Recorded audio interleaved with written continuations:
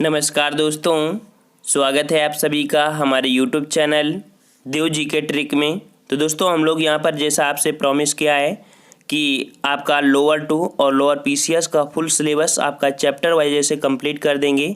History, polity, economics, बस आप daily का डेली आप वीडियो देखते जाइए ताकि जब हम इसका प्रैक्टिस सेट लेके आएंगे तब आपको यहाँ पर कंबाइंड क्वेश्चन हम कर देंगे जो आपके एग्जाम में और जो आपके लेवल का होता है। वैसे जितने भी वीडियो अपलोड कर रहे हैं सभी आपके लेवल की हैं। तो अगर आपने नहीं देखा है तो प्लेलिस्ट में जाके देख सकते हैं, और अगर आप नए हैं तो चैनल को सब्सक्राइब भी कर लीजिए।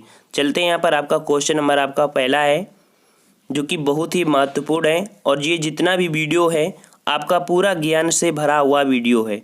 चलते हैं, आपका पहला क्वेश्चन कह रहा है भारतीय संविधान में संसदीय शासन व्यवस्था किस देश से ली गई है। तो संसदीय शासन व्यवस्था आपकी कहाँ से ली गई है? ऑप्शन आपका यहाँ पर सही हो जाएगा सी नंबर, ब्रिटेन की संविधान से ली गई है। ठीक है, ब्रिटेन के संविधान से ली गई है। और संसदीय शासन का उद्भव जो हुआ है वो आपका ब्रिटेन में हुआ है, इसलिए ब्रिटेन की संसद को संसद की माँ भी कहते हैं। ठीक है, मदर ऑफ ऑल पार्लियामेंट्स के नाम से संसद की ही अर्थात ब्रिटेन की ही संसद को कहा जाता है। नेक्स्ट क्वेश्चन आपसे कह रहा है लोकसभा के निर्वाचित सदस्यों की अधिकतम संख्या कितनी है। यहाँ पर अधिकतम बोल दिया है, अगर वर्तमान बोलता तो आपका क्वेश्चन का जवाब दूसरा होता। अधिकतम की बात कर रहा है तो आपके लोकसभा की बात करें तो अधिकतम आपके होते हैं 550, और वर्तमान की बात करते तो कितना हो जाता 545। यहाँ पर लोकसभा की बात आई है तो लोकसभा कितने आर्टिकल में होता है? आर्टिकल 81 अर्थात 81 के तहत लोकसभा की अधिकतम संख्या 552 है। जिसमें से बात करें कि लोकसभा में निर्वाचित सदस्य कितने होते हैं तो 550 होते हैं, जिसमें से 2 आपके एंग्लो इंडियन होते हैं। ठीक है ना, इनमें 550 में 530 सदस्य आपके जो होते हैं वो राज्यों से होते हैं तथा केंद्र शासित प्रदेशों से आपके 20 होते हैं। लेकिन अगर यहाँ पर वर्तमान की बात करें तो वर्तमान में आपके कितने यहाँ पर 545, जिसमें से निर्वाचित सदस्यों की संख्या आपकी 543 हो जाएगी, और उनमें से 2 एंग्लो इंडियन होते हैं। 530 आपके राज्यों से होते हैं एवं 13 आपके केंद्र शासित प्रदेशों से होते हैं। चलिए नेक्स्ट क्वेश्चन की ओर। क्वेश्चन आपसे कह रहा है राज्यसभा के सदस्यों का कार्यकाल कितने वर्षों का होता है। तो संविधान का आप एक अनुच्छेद है, अनुच्छेद आपका 83 का फर्स्ट, 83 के फर्स्ट में राज्यसभा के कार्यकाल का वर्णन किया गया है कि राज्यसभा का जो कार्यकाल होता है वो कितना होता है। तो यहाँ पर ऑप्शन आपका तीसरे क्वेश्चन का जवाब हो जाएगा डी नंबर, अर्थात 6 वर्ष होता है। ठीक है, 6 वर्ष होता है। राज्यसभा एक स्थायी सदन है और इसका विघटन नहीं किया जा सकता है। इसके सदस्यों का कार्यकाल 6 वर्ष होता है और इसके 1/3 सदस्य प्रत्येक 2 वर्ष की समाप्ति पर सेवानिवृत्त हो जाते हैं। नेक्स्ट क्वेश्चन की ओर चलते हैं। क्वेश्चन नंबर आपका 4 कह रहा है राज्यसभा का गठन किस वर्ष हुआ था।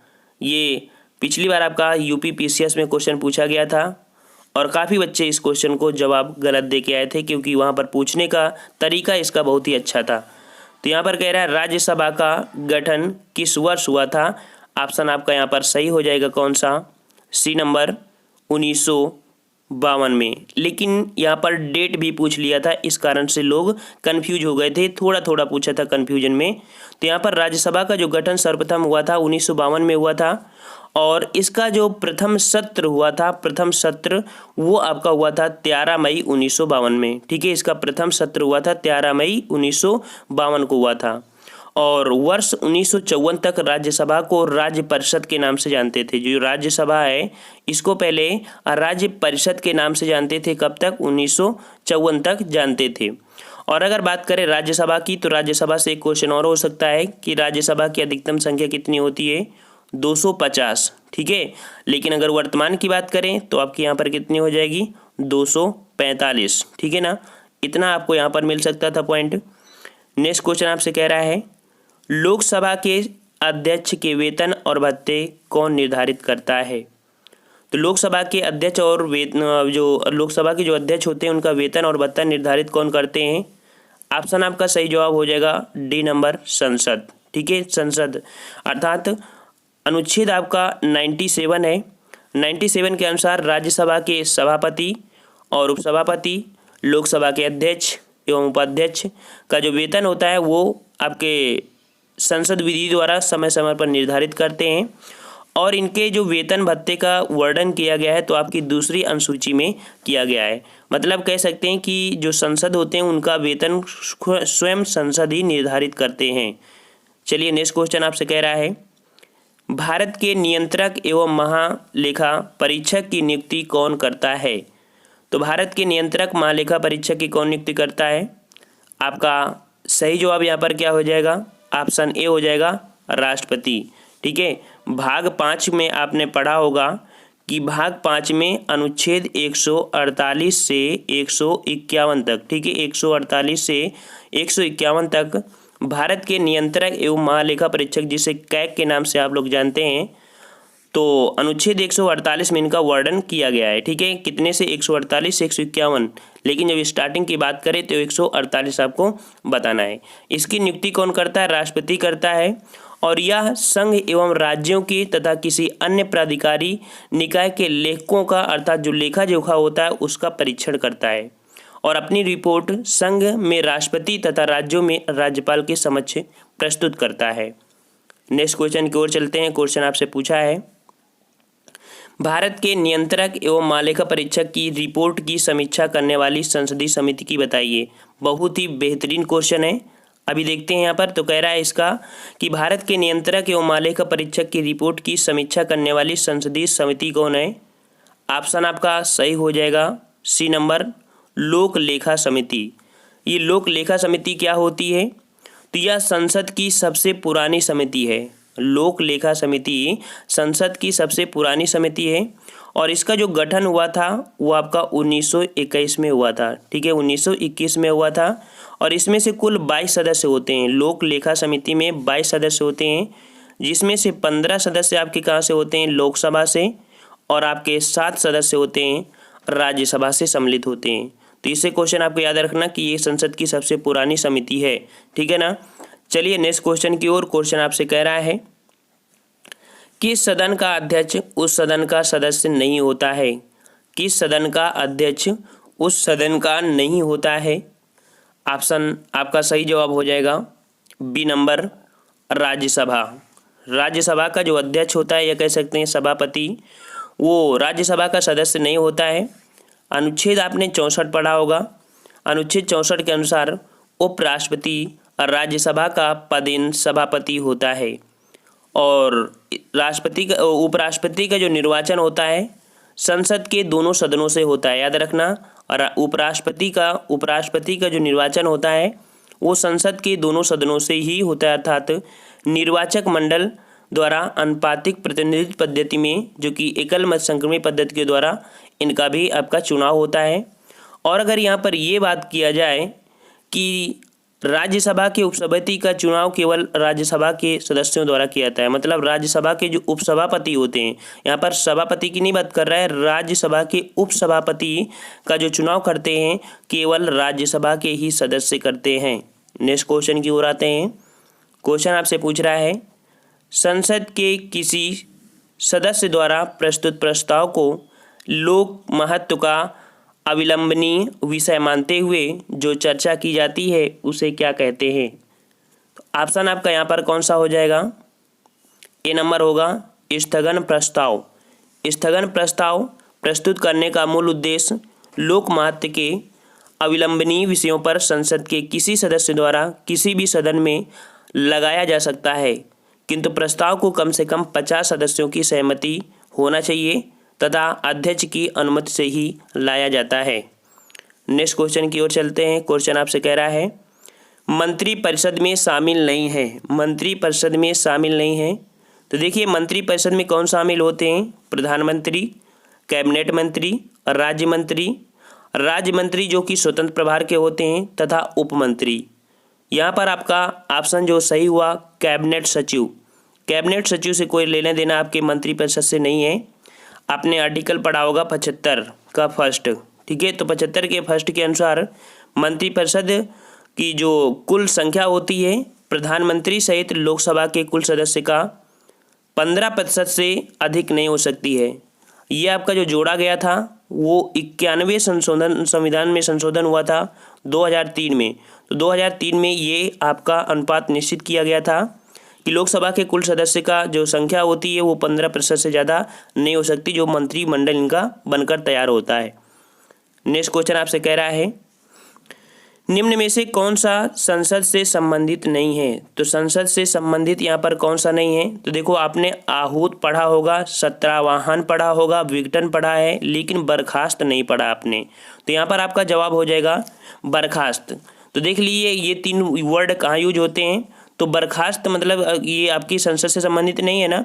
तो यहाँ पर संविधान के अनुच्छेद आपने 85 पढ़ा है। संविधान के अनुच्छेद 85 के अनुसार राष्ट्रपति समय समय पर संसद के प्रत्येक सदन को अधिवेशन के लिए आहूत करता है। आहूत वर्ड मिल गया, आहूत करता है, तथा उनके अधिवेशनों का सत्रावाहन करता है। क्या करता है? सत्रावाहन करता है, तथा लोकसभा का विघटन कर सकेगा। अर्थात यहाँ पर 3 वर्ड तो आपको मिलेगा, लेकिन बर्खास्त वर्ड आपका नहीं मिलता है।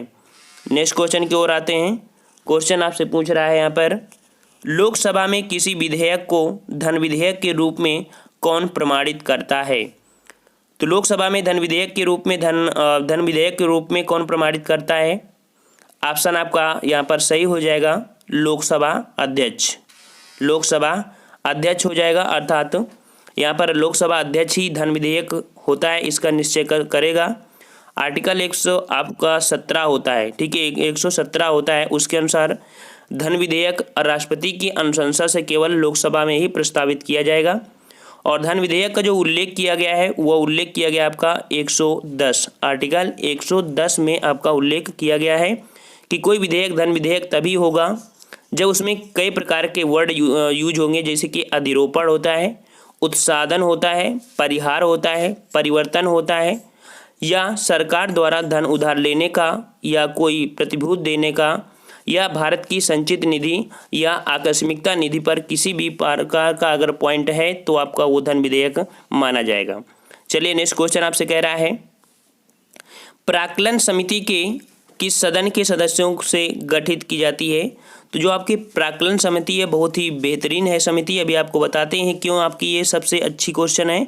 तो प्राक्कलन समिति संसद के किसी सदन के सदस्यों को गठित की जाती है, अर्थात यहाँ पर आपका जवाब हो जाएगा सी नंबर लोकसभा के सदस्यों से। लोकसभा के सदस्यों से गठित की जाती है आपकी प्राक्कलन समिति।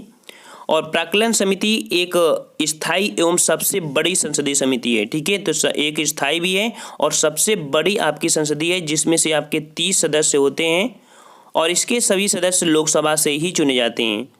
इसका जो अध्यक्ष होता है इन्हीं सदस्यों में से लोकसभा अध्यक्ष के द्वारा नियुक्त करता था। जो इसका अध्यक्ष होता है प्राक्कलन समिति का, तो इन्हीं 30 सदस्यों में से लोकसभा का अध्यक्ष उन्हें नियुक्त कर देता है। 14 नंबर आते हैं, कह रहा है संसद के किसी सदन में मुख्य विपक्षी दल की मान्यता प्राप्त करने के लिए उस दल के कितने सदस्य होने चाहिए। तो कितने सदस्य होना चाहिए, यहाँ पर 4 आपके ऑप्शन हैं।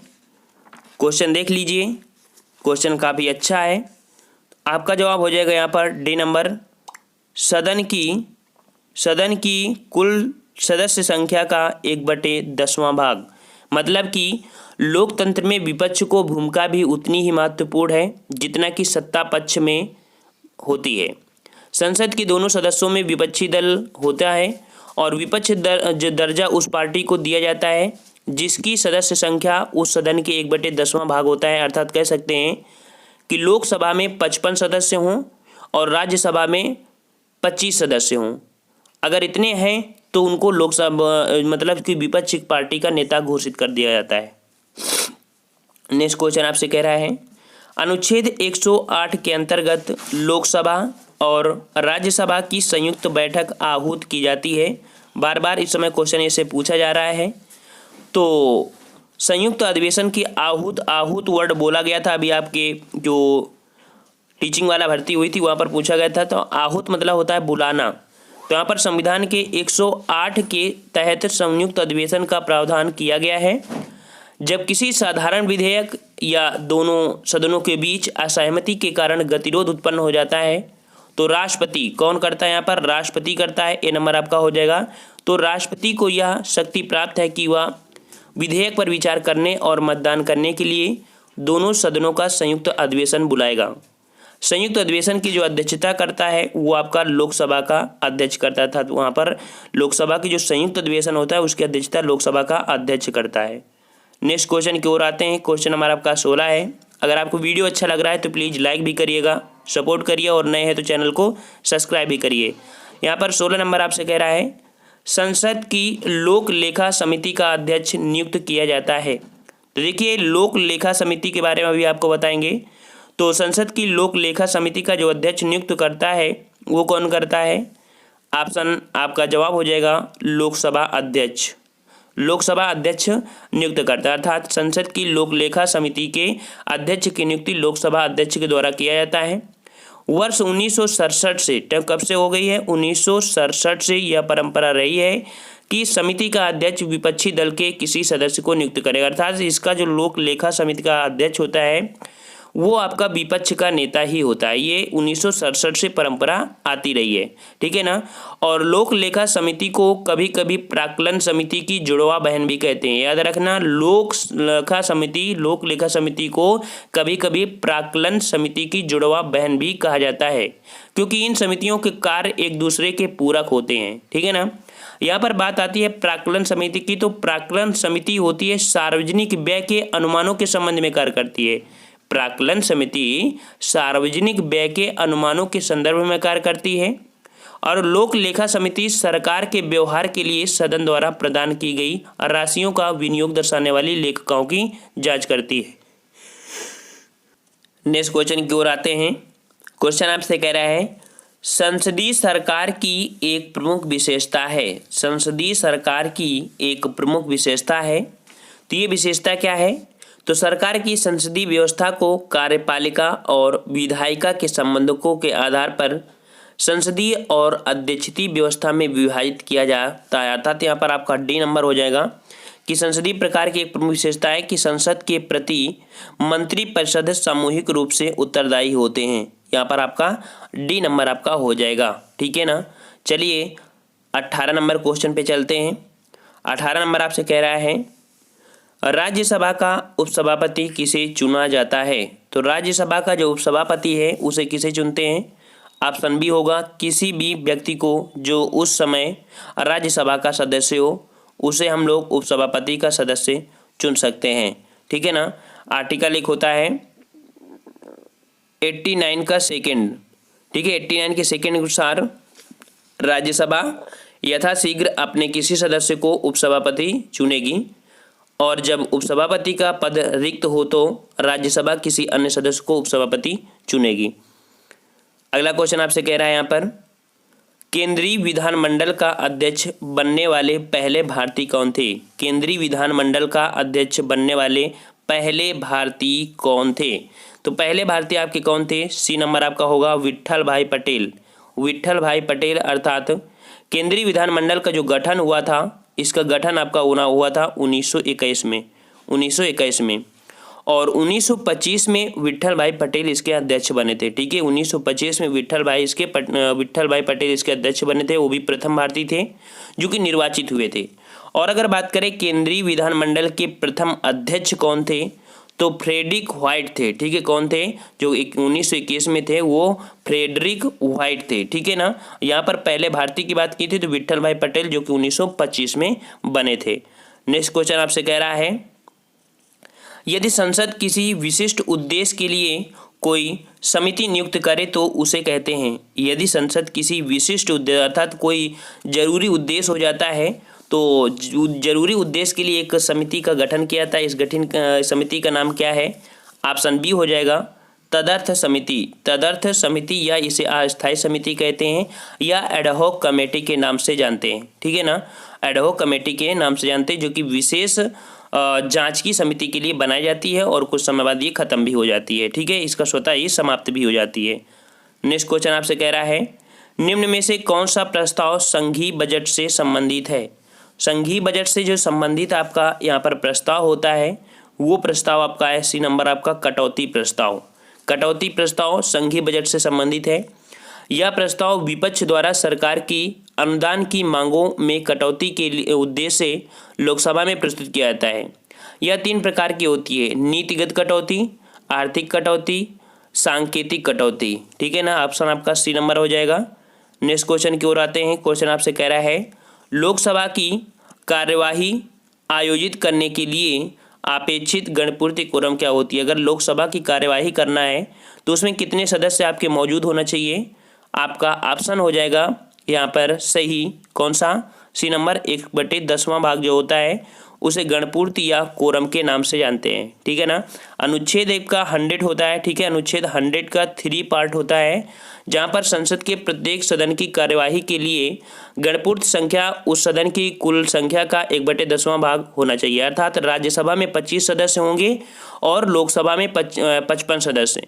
अगर इतने सदस्य नहीं यहाँ पर सम्मिलित होते हैं तो आपकी सदन की संसद कार्यवाही नहीं चलेगी और ये तब तक नहीं चलेगी जब तक इनकी गणपूर्ति पूरी हो नहीं जाएगी। अर्थात अगर राज्यसभा की राज्यसभा में आपको किसी प्रकार की बात करना है तो 25 सदस्य होंगे तभी यहाँ पर लगेगा भाषण, और लोकसभा में अगर यहाँ पर किसी प्रकार की कार्यवाही करना है तो 55 सदस्य कम है तो आपकी समिति नहीं चल पाएगी। ठीक है ना, तो 1/10वां भाग होना अनिवार्य है किसी भी कार्यवाही के लिए। 23 नंबर आपसे कह रहा है कि निम्नलिखित में से कौन सा अनुच्छेद संसद को राज्य सूची के विषय पर कानून बनाने का अधिकार है। अर्थात राज्यसभा आपका जो उच्च होता है वो आपका किसके अकॉर्डिंग होता है, तो आपको इस अनुच्छेद में आपको संबंधित समझ में आ जाएगा। तो राज्य सूची को किस विषय पर कानून बनाने का अधिकार होता है, यहाँ पर आपका अनुच्छेद जो हो जाएगा 23 का डी नंबर, अनुच्छेद 249। अनुच्छेद जो कि भारतीय संविधान का अनुच्छेद 249 है, संसद को राज्य सूची विषयों पर विधि बनाने का अधिकार देता है यदि राज्यसभा अपने उपस्थित और मत देने वाले सदस्यों के 2/3 बहुमत से यह प्रस्ताव पारित कर दे कि राज्य सूची का कोई विषय राष्ट्रीय महत्व है। मतलब कोई भी विषय हो अगर राष्ट्रीय महत्व के लिए बहुत ही महत्वपूर्ण है अर्थात राष्ट्रीय महत्व है तो संसद उस पर विधि बना सकती है, लोकसभा उस पर किसी प्रकार का पैर नहीं अड़ाएगी। ठीक है ना, नेक्स्ट क्वेश्चन की ओर आते हैं। क्वेश्चन नंबर आपका 24 है। भारत के संसदीय शासन व्यवस्था में 2 अस्थायी सदनों के नाम बताइए। तो संसदीय शासन व्यवस्था में 2 आपके अस्थायी सदन है, ये कौन से हैं। ऑप्शन 24 का आपका हो जाएगा डी नंबर, लोकसभा और राज्यों की विधानसभा, ये 2 अस्थायी होती हैं। ये दोनों में आप समझ सकते हैं कि जो भारतीय संसद शासन है इसमें से ब्रिटेन से ली गई है। केंद्र एवं राज्यों पर 2 प्रकार की आपकी लागू होती हैं, मंत्रिपरिषद केंद्र में लोकसभा के प्रति और राज्यों में विधानसभा के प्रति सामूहिक रूप से उत्तरदायी होती है। इन दोनों का कार्यकाल ही देखा जाए तो प्रथम बैठक की तारीख से 5 वर्ष होता है और 5 वर्ष की अवधि की समाप्ति पर ही लोकसभा एवं विधानसभा आपको भंग हो जाती है। जबकि यहाँ पर बात करें राज्यसभा और आपकी विधानसभा तो आपकी स्थायी सदन होते हैं। लास्ट क्वेश्चन हमारे इस वीडियो का है जो कि आपको कमेंट करके बताना है और अगले वीडियो में जो हम लोग पढ़ेंगे इससे रिलेटेड क्वेश्चन पढ़ेंगे। हमने आज पूरा आपका यहाँ पर संसद चैप्टर कंप्लीट कर दिया है।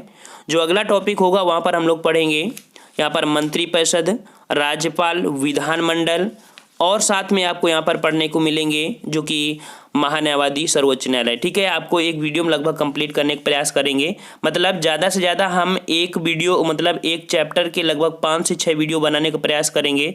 लगभग आपके पास जब 20 पार्ट हो जाएंगे और लगातार आप पढ़ लेंगे तो एक दिन देख लेना जब 20 पार्ट आपके कंप्लीट हो जाएंगे ना, आपको ऐसा महसूस होगा कि नहीं हमको जीएस में कमांड हो चुकी है एक हाई लेवल की। ठीक है ना फ्रेंड्स, तो इस क्वेश्चन का आपको कमेंट करके जवाब देना है। एक वर्ष में संसद की कम से कम कितनी बैठकें आवश्यक होती हैं। ठीक है ना, और आप लोग अच्छे से इसका जवाब देना। आप लोगों ने इस क्वेश्चन को पढ़ा भी है और अगर आप नए हैं तो चैनल को सब्सक्राइब कर लीजिए, वीडियो को शेयर भी कर दीजिए और बेल आइकन को जरूर दबाइएगा ताकि वीडियो की नोटिफिकेशन आपके पास आ सके। धन्यवाद। जय हिंद, जय भारत।